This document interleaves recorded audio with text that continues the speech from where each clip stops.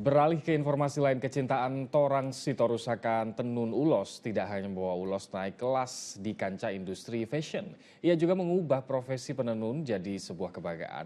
Tak hanya itu, para penenun bisa mengantongi cuan 3 kali UMR. Inilah Berani Berubah episode Panen Cuan Penenun Ulos.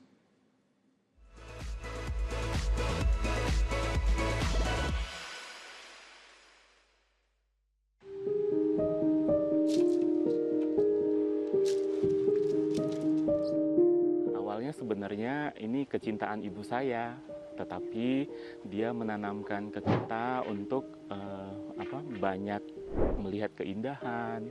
Karena Toba itu indah sekali ya, ternyata di dalamnya ada satu harta karun yang menurut kita itu istimewa sekali, yaitu ulos. Jadi itu yang terpatri di dalam pikiran saya bahwa ternyata Batak itu terampil.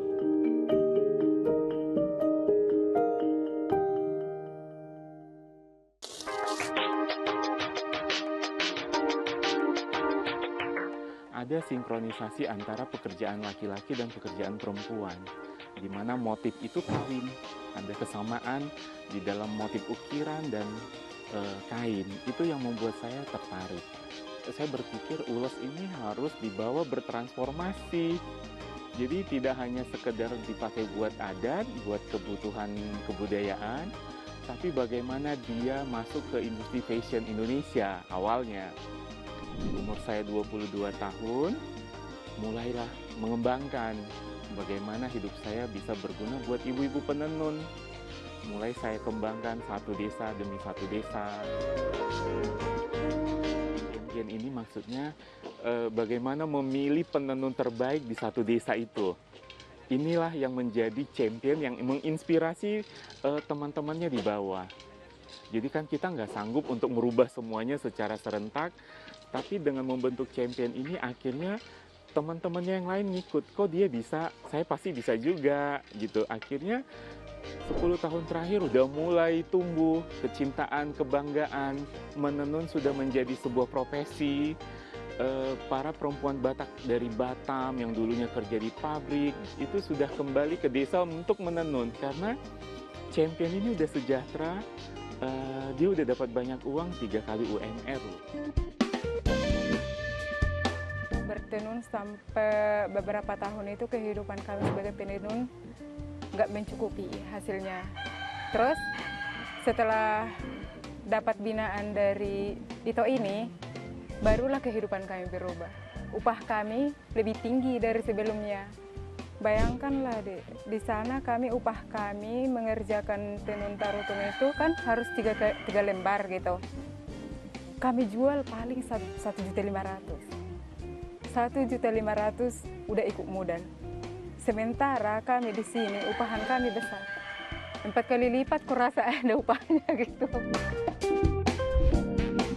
Penenun selalu mendapatkan keuntungan yang lebih besar.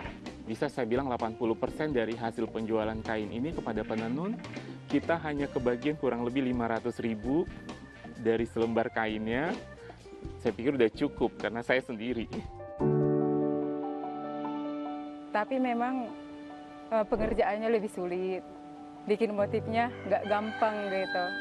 Tapi karena upah kami lebih besar, kami mau belajar dan mau dibina sampai kami bisa. Kalau motifnya kan ini mau sampai 90 lidi, ada yang 100 lidi, minimal di 70 lidi gitu. Jadi kita merangkai itu harus memeras otak lah. Lebih susah dia kan. Saya lagi berpikir bagaimana ulos di masa depan. Ulos di masa depan ini maksudnya ulos masuk ke industri fashion dunia. Masuk ke pasar Eropa, masuk ke pasar Amerika. 2024 ini kita lagi jajaki ini untuk bekerja sama dengan rumah-rumah mode dunia. Bagaimana industri fashion dunia ini juga melirik ulos seperti batik.